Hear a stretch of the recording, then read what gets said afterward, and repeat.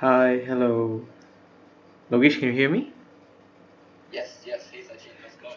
Hey, how's it going, man? It's my first time on. It's not my first time on Clubhouse, but this is my first public room, actually. So glad to have you as my first person to talk with. Yeah, absolutely, man. Yeah. So before I further on, I'll just introduce myself first. My name is Sachin. Full name is Sachin Kumar. Uh, I'm 21 this year, turning 21 this year, and I'm currently in my sophomore year of computer science. So, um, yeah, that's a little bit about me. I'm doing computer science, and just I've watched your content, and I've been keeping up with your content and your family since the pandemic started in Malaysia, I guess. So like yeah, so I'm really very grateful for your time right now. So thank you so much for joining, and just maybe we can give like a few more minutes for everyone to just gather in, maybe. Yeah, yeah, of course, man. Right. Very cool. 21 years old, dude. You're still super young. It just reminded me back of like my old time because I did computer science as well in Malaysia. I see, And I see. yeah, so that was my major back in Malaysia. That was my undergraduate, but I came to the US to do my master's here. I did an MBA here, but and you also have a very similar name to my name. So kind of like Yeah, yeah. sharing a similar story, you know? We, I mean, that's what it made me spark interest in actually reaching out to you because this is a funny story. Uh, the time when you like, because I saw your post on Facebook, Rick, on one of the groups. If I'm not sure, I don't remember which group was it, but I think I saw one of your posts, and I kind of looked up your profile. Spoiler alert: I wasn't stalking. I wasn't stalking, but I did saw your previous job or your current job. I'm not sure, as a project manager at Google. So that sparked the interest in me because I used to intern for Google when I was 13. Yeah. It's a long story about it, but I'll to summarize, I was actually I did a certification with Google, so they took me in as an intern, so I was given a role as a product designer. So we actually, Oh, very cool. yeah, it was a team. It was a team effort. I was able to connect with people from Canada, from the States, I think from India as well. So we were working as a team. We developed this application called Holo Launcher. It's like a launcher application if you're familiar with Android development. So um, yeah, it's basically like a customization function for Android. So it just changes the whole interface of your device. Like, for example, like if you're having a Google Pixel, and if you want the feeling of maybe Samsung Galaxy, so like you can just slap that launcher in with some customization. Boom, there's that. So that was my I founded the application, and I was pretty much leading the design and the development as well. So yeah, when I saw you as a sorry, not product project manager, I was interested because in my current semester I'm doing a module which involves project management, and I really want to know more about project management. That's the one reason I wanted to keep up with you as well. So, and knowing that you also have a background in Google, so I just want to know how does it felt how does it feel working with Google in real life? Like, I'm sure that you worked with them at the office because I worked online, so I just want to know how did it felt. Yeah, good question, man. So first and foremost, with Google, I'm part of the extended workforce. So I'm not employed by Google, but I work for an agency that has embedded me in Google. So all my project, all my work, everything is within the Google realm. I work in the office, but my payroll is being done by a marketing agency. Yes, so it's very unique. So I guess your question is like my experience working at Google, right? Yeah, pretty much. Yeah, it's great. I think the part I enjoy the most is working alongside people that are really, really smart. People that are probably smarter than I am. It's just a place where I can really grow a lot. I think I enjoy consuming knowledge and just growing. So just working alongside people that I can learn from, bounce ideas off, people that on the same wavelength. I kind of enjoy that. I'm a media strategist, so I work with pretty much in the digital marketing realm, and I do like operations, program management, work a little bit in finance, a little bit of everything is what a media strategist does. So that's been a interesting journey for me because I transitioned from a traditional project manager role into this sort of role, and yeah, I've enjoyed it so far. I see. I would. But besides that, Yeah, go on, go go on. ahead, Sorry. Sachin.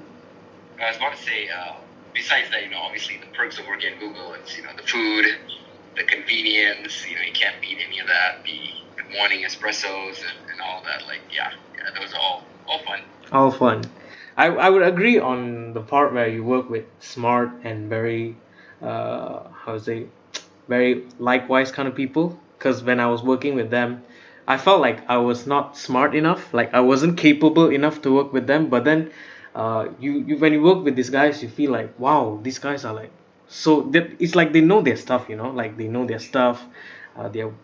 They know what they're doing, and they have like a very visionary idea, and you're just there like, oh no, what if I screw up here, what if I screw up there, and it's new that nervousness in your mind, that kind of disrupts you. But it some way with supportive people around you, it keeps you going at the same time.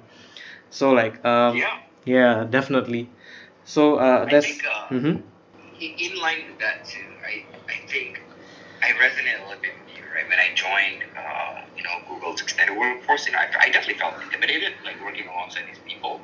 But I think the culture there was really good. They really encouraged you, and I felt really listened and heard. That I wasn't just another employee, but I was someone that actually brings value, and I contribute to the larger picture. So I think that really helps, and has helped me also grow in that sense. Yeah, yeah, totally. So like, just since we covered up about your project manager role, right? Are you still currently working as a media strategist at Google? Yes, I'm a media strategist at Google. Yes, correct. So just it's right now it's from the WFH realm, right? It's no longer. Correct. Yeah. Yeah, I see, I see. Because I do have, because I know uh, development isn't my main strength, but I would like to do something similar to York as well, because I know that my strength is more on planning, strategizing, and getting things done, getting the execution. So I'm more into that. Yeah, totally. Yeah. And you're So still young, Sachin, so there's always room for you, and time for you to switch careers or pivot into a different realm. And having I think what helped me along the way was having the technical background, right? Because we both are in the computers. We come from like a computer science background, so we do have that strong technical knowledge to begin with. I think if you don't constantly practice and use that, it definitely gets outdated. So you need to, but having that foundation has definitely helped me till today. yeah, correct, definitely. Oh, oh. Yeah, I also see Chris joining us today. Chris, how are you doing, man? Hey, Logesh, Sachin, dude, I just came here to listen and just to keep up with the Kumar family. Hey, no Yeah, props, thanks for man. inviting me. No props. Send my regards to Cassandra and your other sister. I can't remember your name. Oh wow, you know my sisters? Of course, I know your sisters. I know them for a long time. Oh, okay. The world is very small. I Logesh, hi Sachin. Yeah. Yeah, I always wanted to keep up with you because I actually found out you on one of your working out videos, and that's how I mean, I know Cassandra way before that, but I found you eventually on your working out videos. But yeah, it's cool. I think you're from an engineering background as well, right? Oh yes, I'm from a mechanical engineering background. So not like you guys are from computer backgrounds, right? Like computer science. Yep, correct. Yeah, so it's really nothing. Yep. In computers, honestly, I just feel mechanical engineering is a very outdated scope. I guess like everything is digital now. So yeah, I'm learning a lot from this room. Yeah. Well, the more we know, the more we know day by day, you know.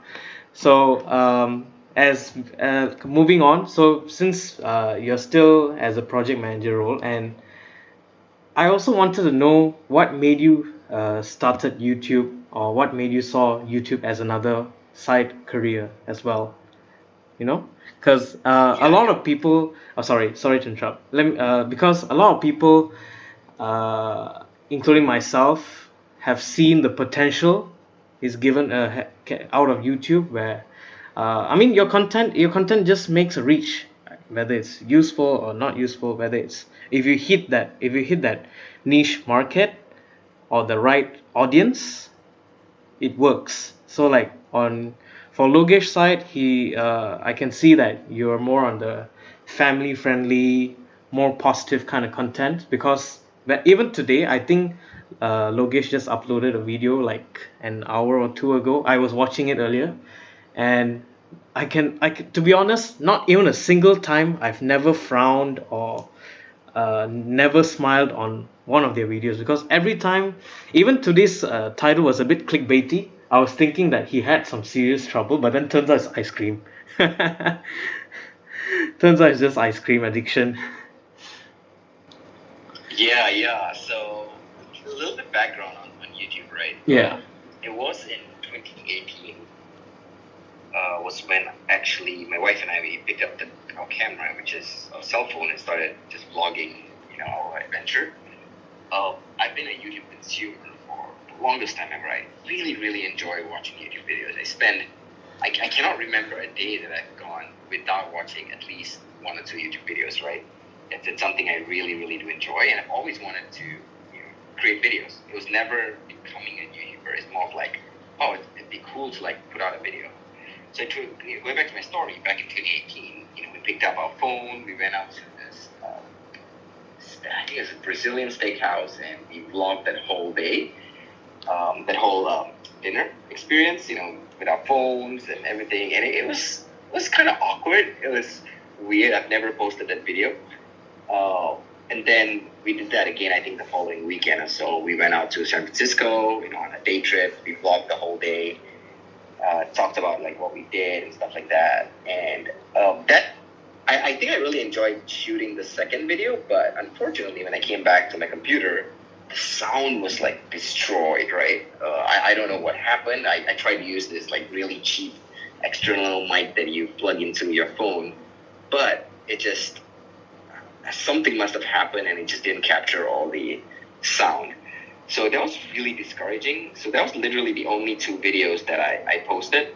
I recorded, but never ended up posting. And that was it, and that was the end of like my vlogging, whatever era. Now fast forward till, the pandemic last year. Kind of stuck at home, and I started thinking about it again. Like, hey, I have some time right now. I'm not even traveling to work. Let's try this again. Let's see where this goes.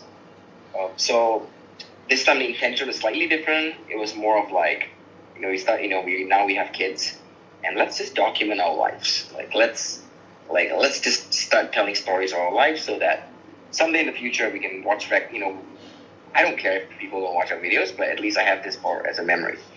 Someday in the future I can watch back and see like, oh, this happened during this time and all that. And so I picked up the camera, started recording, put up a couple of videos, and then I think it was video number 6 or 7 where it started getting some traction. And then the rest is history. The rest is like sort of like a learning journey. Yeah, I think video number 6 was the video where you were reacting how Malaysia handled the pandemic. If I'm not right, if I'm wrong, if I'm right, I'm not sure, because that's the video which actually got viral to my parents' WhatsApp. Because I did not know you until my parents showed me the video, and to be honest, you can hate me about this because initially I thought you guys were not married. I thought you guys were friends. Like you guys were like friends, but just just documenting about, just reacting to a video, and slowly, slowly I found out that you guys have a family. You guys are married, and I was like, wow, it's called Kumar Family. Wow, I'm surprised. And that's where I got to know you more and all. Then there was one video I saw, you were saying that you're from Klang. That brought the interest even higher. Like, wow, he's from Klang, and I'm from Klang as well. Damn. Oh, thank you, bro. These all the Klang boys hanging out here right now.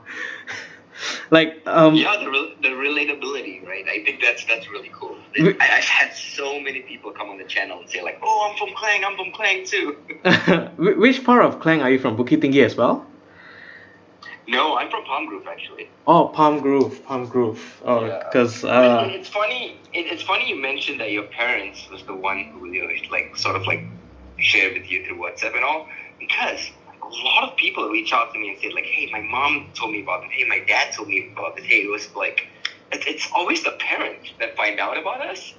It's such an interesting way, right? Because we think that it's more of like the millennials or Gen Z or whatever that will find our videos, but no, it's the older crowd that kind of enjoy our content, I guess. yeah, because it's more family friendly and very positive. It's not like very like I said, you have a niche market and it appeals not only the youngsters, but it also appeals the older crowd as well. So I was genuinely even till now, I was still like think about it like, wow, how my parents even found you guys even before us, because usually YouTubers and stuff, it's more common among the millennials and the youngsters. But then I think because your video is reacting about how Malaysia curbed the pandemic, curbed the virus and stuff, and Asian families, some of the videos from the internet will be decoded back on WhatsApp, and it'll be going viral in a chain format. So like I think that's how everyone, all the older crowd, got to know. Yeah, Logesh, that's probably how you went viral, Logesh. Like you probably got viral through the anti WhatsApp groups. Yeah. There you go. Yeah, that's probably what happened. I believe that's the case. Love it. But it's a good thing, like, because if you don't appeal the older crowd, because it's sometimes the younger crowd gets bored with friendly content. Sometimes they want more energetic, because we all like we are still achieving something, right? We are not in a settled realm, whereas parents or family, they like to see family friendly content, and they like to get inspired. And Logesh, to be honest, I am very inspired by your work and by the thing you're doing on YouTube right now. And following up for that question, I want to ask you, like, what made you chose to do your masters in the US? Because I have the plans of doing my masters overseas, but I'm still deciding whether I should do in Germany or the USA or even Australia. So like, can I know, just would you like give us like a gist of why did you chose to do in the US? Yeah, absolutely. It's a very different education system in Malaysia versus the US. It's something that I learned about before coming here. Definitely. The Malaysian British system is very textbook heavy, memorization. It's very less practical. And the US space is really hands-on and very, very practical. It's literally the opposite of it. So I struggle with the Malaysian education system. Like if you look at one of my recent videos, I think it was a Q&A video, I shared my SPM results. It's really, really bad. I think I got like 3 or 4 A's only, and then the rest was like D's and E's and all that. So it's not very good. I really struggle with the Malaysian education system. And after learning about the US education system, it's like, oh, maybe this is something I could do, right? And I could like thrive in this environment. And so, yeah, that was like the biggest driving motivator. And the second reason is like US. Like it's a whole crazy adventure here, and it's going to be a crazy story. Going to US and all that. So I was like, yeah, let's just do it. Yeah, because I actually agree with you on that, because like in Malaysia it's very syllabus based. Like there is like a curriculum with a set of instructions. You have to Yeah. follow this, you have to follow that. Because in Malaysia, at least the mentality is all about scoring the best and getting into next stages in life. But what one common thing I've noticed among Malaysians, many Malaysians, especially the undergraduates, is that they lack some of them do lack social and hands-on skill. And because they were so used to the traditional curriculum based kind of system, when you give them like a hands-on work, they struggle. And I can totally relate to your part where you say that when you started your masters in the US you were struggling because it's completely opposite over there, right? The mentality, the thing over there, because people that just don't really care about textbook work so much. They want to get their hands dirty. Yeah, you're right. You're right. I was really unfortunate, right? Like the whole education system's all about like giving you scenarios to work on, giving you like actual like because I did an MBA in project management, and they literally threw like real life projects. You know, like my final year, like project was to actually write out this full-fledged business plan and pitch to an actual investor. Like literally, we could have been like having a startup right after finishing my master's. Like you cannot get any more practical than that. So I really, really enjoyed that so much, and I think it's the opposite, right, in Malaysia. And I'm not saying like the education system in Malaysia is bad by any means. It's just different, and different people learn differently. Like for example, my sister, she thrived in like the Malaysian education system. She was a rock star. She's the one that got like 10 A1s in SPM and got like JPA scholarship and all that. Like she killed it. I was the opposite. I just couldn't get it. You know, I just needed to be more hands on. So yes, you're right. Like I really enjoyed this learning in the American education system. I see. All right. So maybe you can just pass on any questions from the floor. You guys, if you guys have any questions you'd like to add on, you can just raise your hand. I'll just let you in as a speaker. We'll just I have give. a question for Logesh, if that's okay, Sachin. No problem. Go on. It's an open room. So Logesh, not to put you on the spot or anything, but I do have this little show on YouTube called the Kabar Baik Show, and essentially it's to celebrate Malaysia together, Malaysian good news. So I'm just putting it out there. Would you consider or be open to maybe one day being a guest on the show where I could just do a short interview with you? That's all. Yeah. Yeah, man. Of course, absolutely. Like, yeah, that sounds great. Tell us all a little bit more about the Kababai show. Right. Okay, so Logesh, I do relate with what you said regarding like how 2 years ago you stopped the YouTube thing, and then after the pandemic started, and it's the same with me, right? Like during the pandemic, everyone just stuck at home, and I'm just like, oh wait, I think I should do something with YouTube, revamp the channel again. So during 2020, we saw a lot of negative news, a lot of bad news, and I found myself getting very depressed online, scrolling online, especially on the Facebook comments. Guys, please stay away from Facebook comments. So I decided, okay, what can we do? And I think I'm not sure if you know John Krasinski. He has a show called on YouTube as well called Some Good News. And yep. I've seen some of the shows before. Yeah, so I guess it's a very similar concept, but mainly targeting Malaysian news. So that's essentially what it is. You just flexing Malaysian achievements, good news in Malaysia, and yeah, just to spread some positive vibes and getting everyone collaborating together. So that's what I'm doing that like every Friday nights at 9 p.m. So if anyone's interested, you can go ahead and check it out on YouTube. So Logesh, since you are Malaysian, you definitely fall in that market lah. So yeah, it will be an honor lah to maybe have a short interview or a short chat with you and your family, with the Kumar family on the show one day lah. So let's just get connected and reach out lah whenever on Instagram or something. Yeah, thanks. Sure, man. Yeah. Just DM me after this, and we'll figure out a time to do that. Awesome. Oh my gosh, I'm so excited. Sachin, go ahead. Sachin, over to you. All right, Chris. I've been keeping up with the Cowboy Bike show as well. It's pretty interesting. Maybe I would like to join sometime soon. But yeah. So okay. All right, Logesh. So This is going on more like an interview though. This is a bit weird, but anyways, so It's all good, man. yeah, so like I see two of my friends here. All right, so so do you see right now? Like I can see now you're having your personal brand. You're getting how to say you. Maggie has approached you. I think a few other brands has approached you as well. So like now you see that Kumar Family is an established brand, and so like do you see YouTube as your full-time career, or do you have any plans of dropping your other job, or are you just gonna do both? I think for the time being, it's definitely going to be both. I don't see YouTube as a business right now, Mm-hmm. or not even in the near future. Um, it has been a passion project, and I want it to be that way for a while until, I don't know what can happen in the future.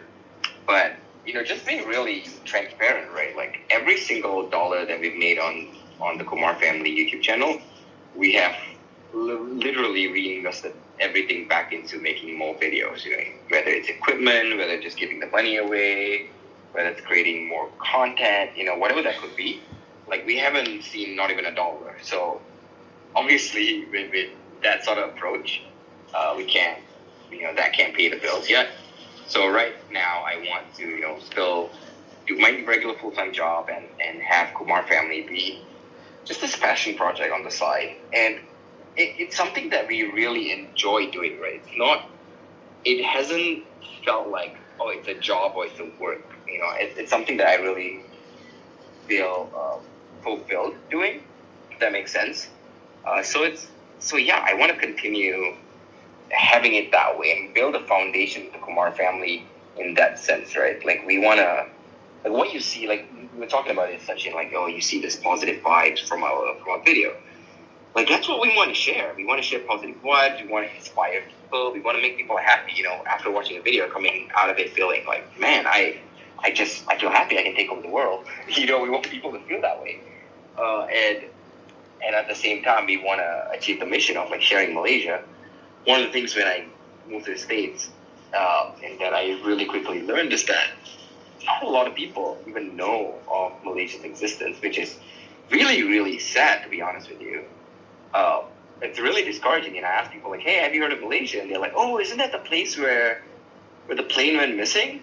Like, Oh I know, my gosh. it's crazy. Like, that's the image, like, that's what the perception of what people think Malaysia is. And I want to change that. And so what you see on our videos, this is the stuff that we've already been doing, like, way before that, right? Like, if someone would come over to my house, I'd be making, like, Malaysian food and sharing with them. Or if I went to someone else's house for a potluck, I'll make Malaysian food, I introduce something new to them. It's literally the same thing. I talk to people, I preach about Malaysia all the time. And at the same time, I want to represent Malaysians really well. Like Sachin, you, and even Chris, if you guys are here in my shoes, in my spot right now, I can bet you would do exactly the same thing that I'd be doing.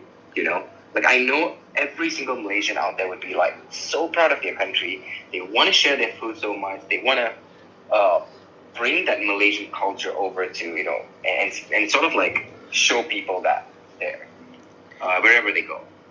So that's just all what we want to do. Just spread all this positivity and represent Malaysia the best we can. So yeah, that's a slightly long-winded answer, but yeah.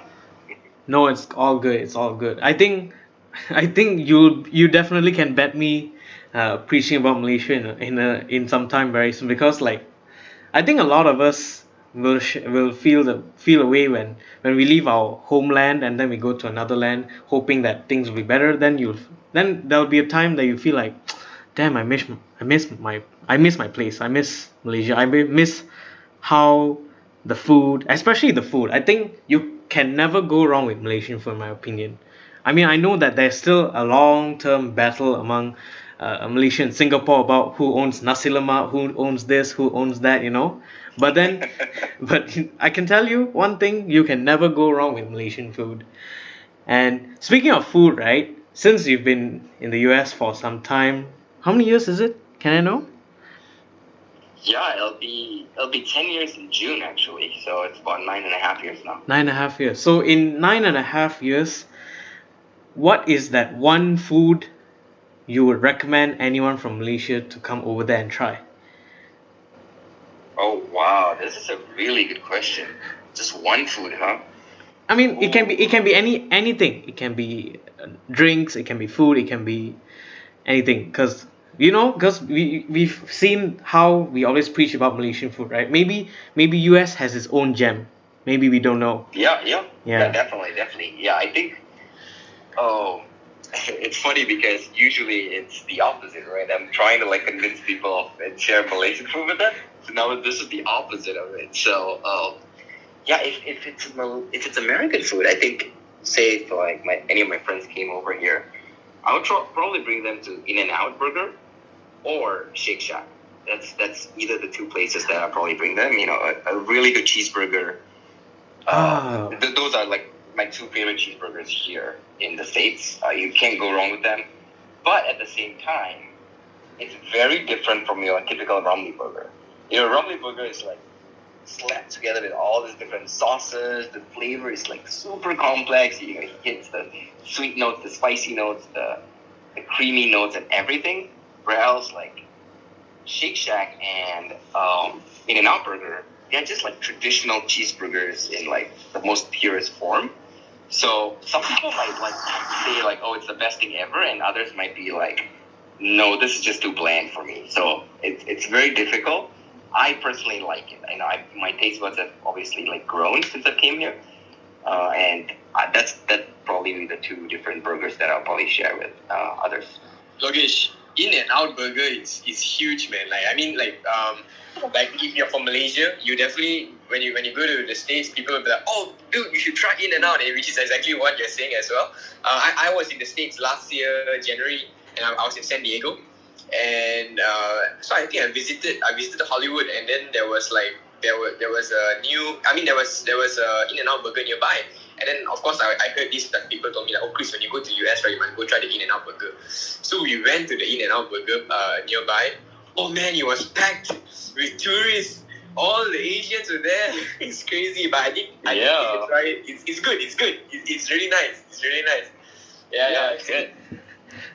Now both of you are actually making me making me grow the interest of going to the US right now, because I know In-N-Out is and Shake Shack is really big over there, and it's pretty much well known all over the world as well. But I'm not sure Logesh knows this, but even in Malaysia we have a lot of concept and gourmet burgers happening around, which they try to take the American burger concept or any other country's concept, and they just execute it with a Malaysian twist. I think the closest one is Mean Mints. I'm not sure, Chris, I've heard of it.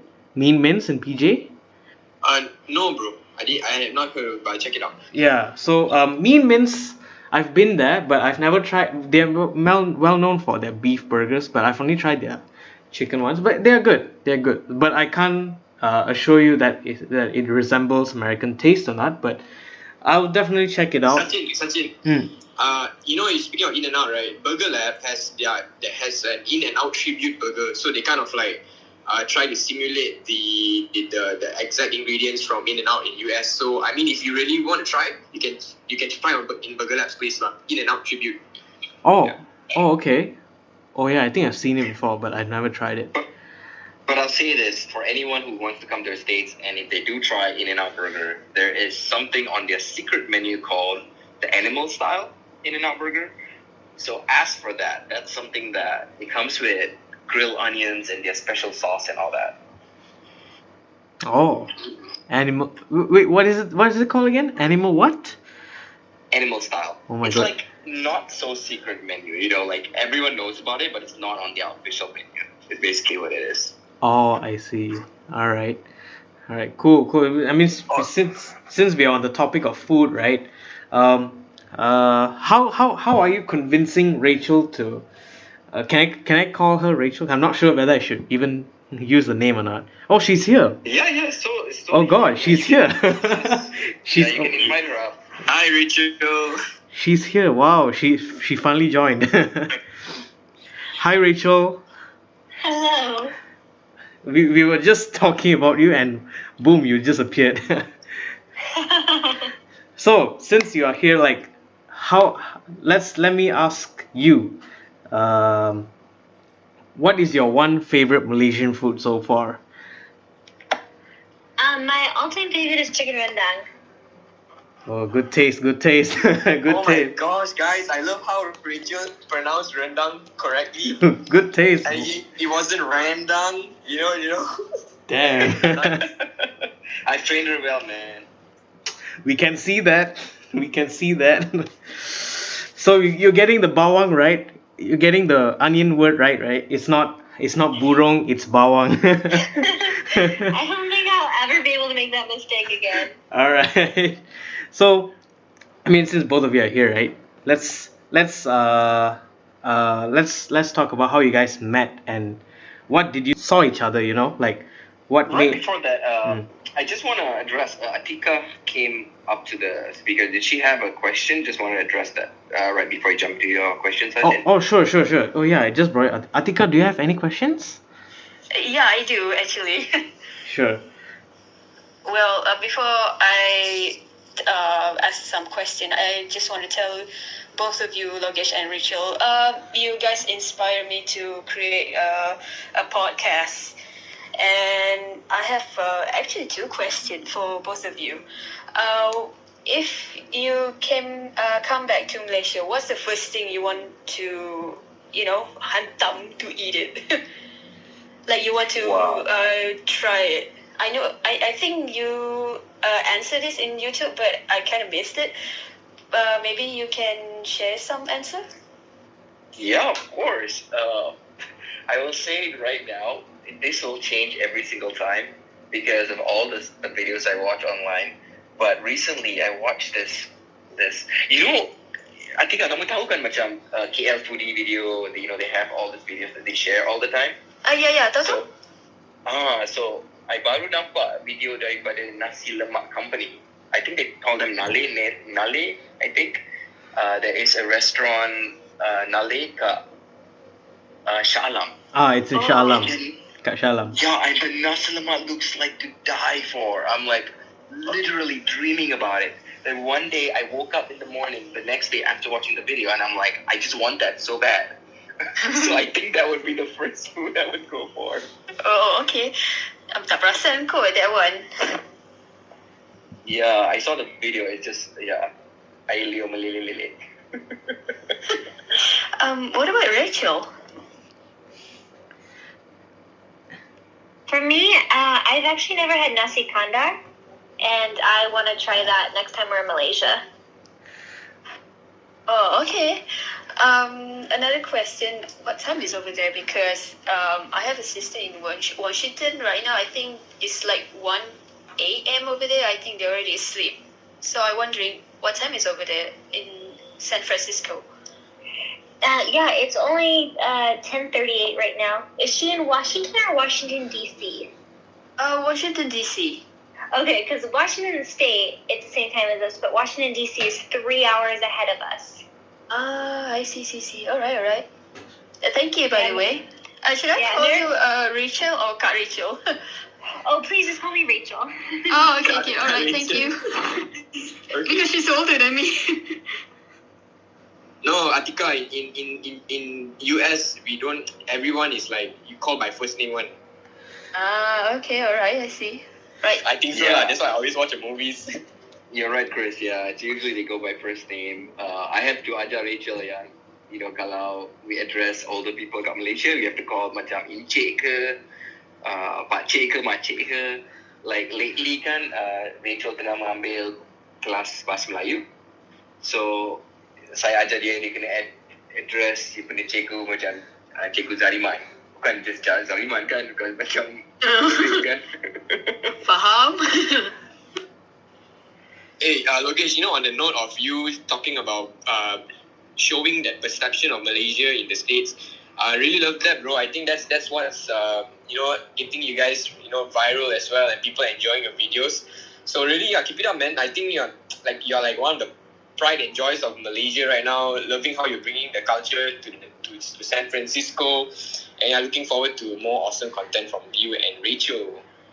Yeah, Thanks, exactly. man. Yeah, thank you. I would agree on that as well because um, it's a very positive content, and I've learned a lot. To be honest, I've learned a lot even from the way they interact and in a family perspective, and it's actually like besides the power couple which started the whole YouTube rage, which is Sugu Pavitra.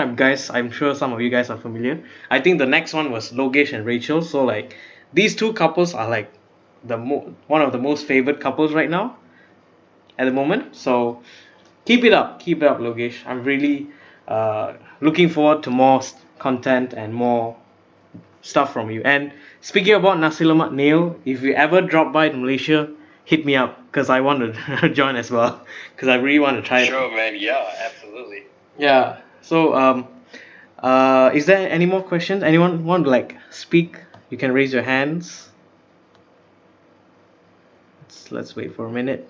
See if anyone's raising up. Oh, Logesh, if you have any questions for me, you can ask me as well. Like any sort of interest or anything. I guess I just want to also find out about, what's the situation in Malaysia in terms of like COVID and things like that. We intend to want to travel back, so we don't have a pulse of how things are going, in terms of vaccinations and, all the SOP rules and all that. So if anyone can kind of chime in and kind of share a little bit about that, I'd be interested to know. Okay.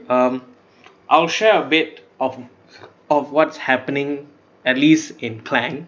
So, uh, to be honest, even though they call it as MCO or total lockdown, there is no such total lockdown happening here at all. Everyone is doing their activities and everything. But yes, there are SOPs, there are standard procedures needs to be followed, such as scanning the QR code into scanning the QR code to register yourself into the tracing app, and that's pretty much it. The social distancing is practiced, but not properly practiced by everyone or not properly executed by the government themselves. But since vaccination has started like few days ago, so I think they're slowly pushing the notification into the contact tracing app, My Sejahtera, so that everyone can sign up and get the vaccination for. Is it for free, by the way, Chris? I'm not sure. Is it free? Yes. It's for free, but the thing is, like, they are currently vaccine. Is it vaccinating? What they are giving the vaccines to all the frontliners first, and then only we will proceed to the high risk group, and then only it's to the normal the citizens. So it will take some time. I'm guessing the next 6 months. But yeah, Logesh, in terms of SOP, right? You cannot.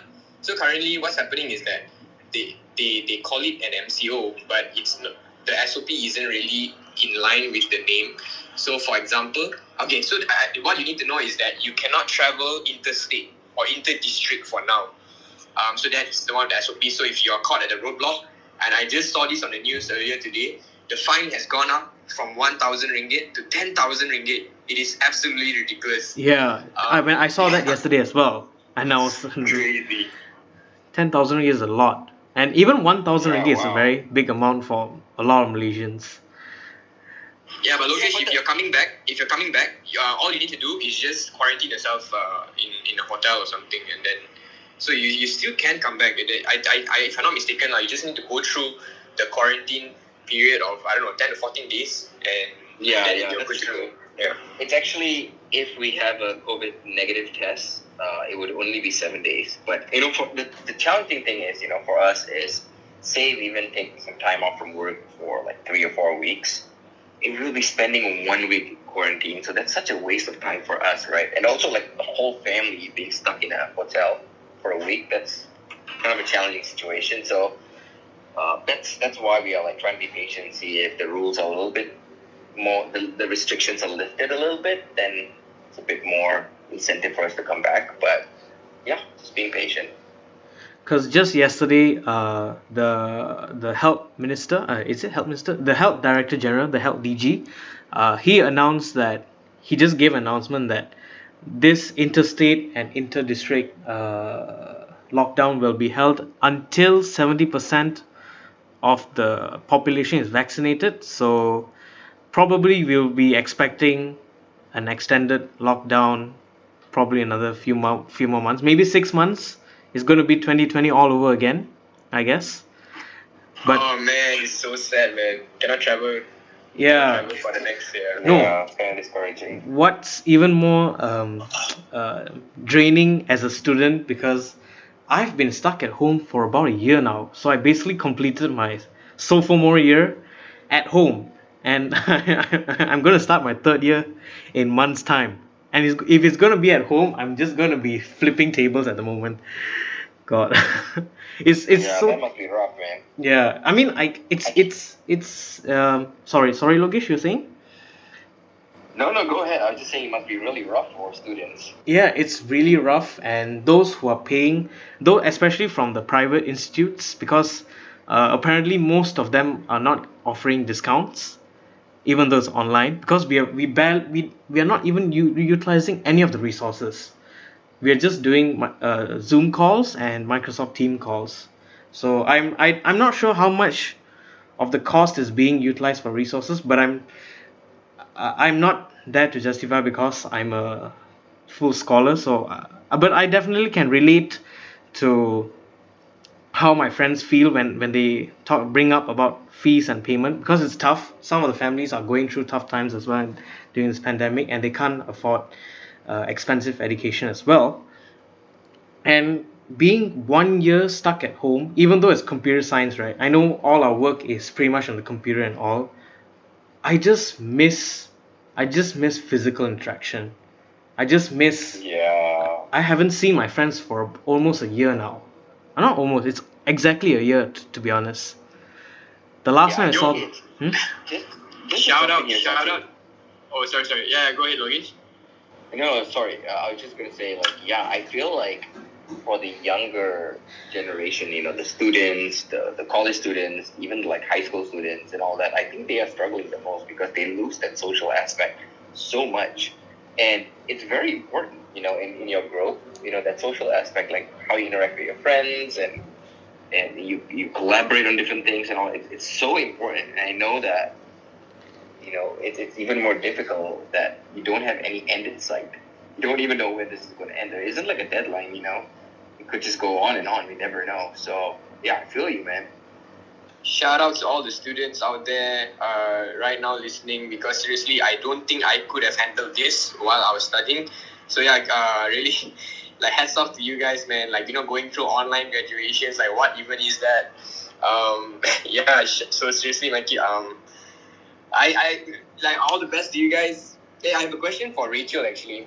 Rachel, I've been seeing Logesh all over Clubhouse in the Malaysian rooms.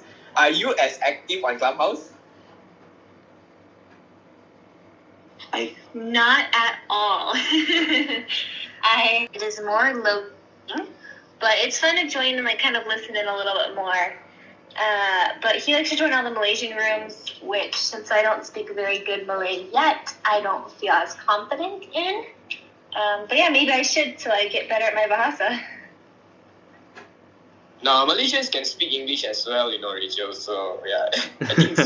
No, I know, but I feel like they all enjoy getting to speak Malay with one another, where I miss a lot of things. Even this conversation, Logesh has spoken Malay like 5 times. Logesh, do you get the line where, oh, you speak very well, you speak good English for a Malaysian? Have you ever got that line? All the time. Oh God. Kind of going back to what Logesh was saying earlier about Americans having a very poor understanding about what Malaysia is. Like, even our friends here just kind of didn't know, like, kind of saw Malaysia as a third world country, thought Logesh lived in the jungle. Like, just their whole perception of what it meant to be from Malaysia was very skewed. So the fact that he could speak flawless English just blew their mind. I get that a lot too, especially when I speak Mandarin with my friends, because in my class we have a few dudes from China, and when I speak to my friends in Chinese, and they're like, "Wow, you speak such fluent Mandarin," I'm like, because I And even for English as well, English and Malay, some of them they don't really expect you to speak fluent. And they don't expect you to be fluent in these languages. And yeah, like Rachel, like did you know anything about Malaysia even before meeting Logesh? Yeah, one of my good friends in college actually grew up in Malaysia. So I knew a lot about Malaysia before meeting Logesh. But she was actually from East Malaysia, so the stories she told me about like growing up were very different than how Logesh was raised. But I did know quite a bit about Malaysia and the food and everything before meeting him. Oh, that's when nice. when she met me, she thought I was Indian, and she was about to go to India on a trip and to live there for like 4 months or something. So she thought that she could learn Hindi from me, and so she came and talked to me and asked me that, hey, do you speak Hindi? And I'm like, no. And she got really disappointed. Oh, okay, Rachel, that was pretty smooth. It was pretty smooth pickup line, though. Well, actually, I mean, we talk about this in our most recent Q&A. Like, when I saw Logesh, it was at a church event, and he was in line to get food, and I went over just to say hi, just because he was a new person there. And he ignored me and went and got food. So, I mean, I don't know. He had to redeem himself later on. Typical Indian. Typical Malaysian. Food is more important. Oof. Well, I just didn't want to hold the line, so that's kind of what happened. So the line was moving for the food line, and then after I got my food, I came over and said hi back to her. I redeemed myself. Logesh was playing hard to get, Rachel. He was like, yeah, I'll talk to you later. There you go. Well, it worked. Whatever he did. It worked. So let's see if anyone has any more questions. Like, let's see. There's no one. It's Lavanya. Who's this? Atika, do you have any more questions you'd like to ask? Yeah, I do. Yeah, go on. Feel free. I'm just wondering, since you guys live in San Francisco, how is it the SOP about the COVID over there? Is there any updates? Yeah, good question.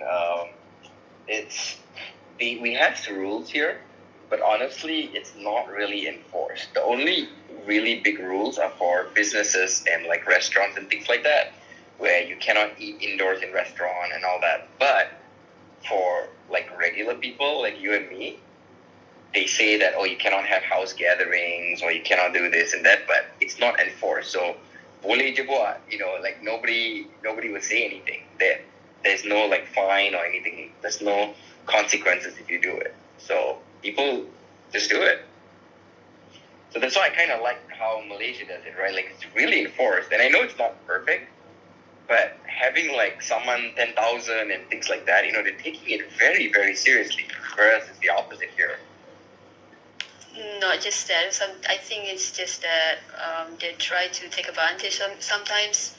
I mean, I wish they're a little bit loosen up because if I read about the scientific how the virus spread, if you go outside, it's nothing wrong unless you're sitting in a indoor.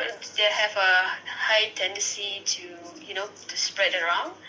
It's just you need just to jaga social distance lah. Yeah, I agree. Yeah, being outdoors, I think it's probably not as bad as what people think it is. I think it all boils down to self-discipline. Because some of them chose not to be socially distanced. Some of them just ignore the SOPs. So when there's a certain rule or SOPs given, it's better off to follow than getting into trouble or getting unwanted summons. That's what I see it. That's how I see it. 'Cause I don't see it like, oh, you say what you want. I'll just do my work. Like it's. I understand it's necessary to loosen up some things. Like, to me, I still see, as a Malaysian, I still see that the 10,000 ringgit summon is a bit overboard, because even 1,000 ringgit was taking a toll on many people, as far as I know. But yeah, that's my opinion. I think Atika would probably relate to a bit on that. Yeah, I agree that. Yeah, I agree that everyone should have a discipline to obey the SOP. Yeah. Well, it's almost an hour, so is that Logesh? So like, I think we can just call it for a day. So like, so almost an hour. I would like to thank Rachel. Logesh and Rachel for joining us the session today. To be honest, Rachel, thank you so much for actually checking out my request on Instagram, because I was like, maybe Rachel will just join along. Maybe she won't. And I'm surprised that you joined. Really appreciate that you joined, and thank you so much, Logesh, for your time. I'm sure Yeah, it's man, absolutely. Thanks for setting this up. This is super fun. Happy to like share a little bit about our story too. And yeah, I mean, it's really encouraging to meet more and more Malaysians through Clubhouse. I think through YouTube and through Instagram and Twitter, we have connected with a lot of Malaysians already. But through Clubhouse, we can actually make even more genuine real life, not real life, but you know what I mean. Like we can actually have a conversation and build a genuine relationship. So I really enjoyed that part of it. So yeah, thank you for hosting something like this. This is super cool. We've enjoyed it. Yeah, thank you again, like for because I was not expecting for Logesh to even I wasn't expecting you to accept my request on joining this room, because I was actually planning to have a public room on another topic, but then I realized, why not we just start something off with a person who we look up onto, and as well as who share the similar background, so I was like, why not we just start this way? Maybe we can just gain some momentum from there and see how things goes. And I am really happy that things worked out. And thank you, Chris, for joining along.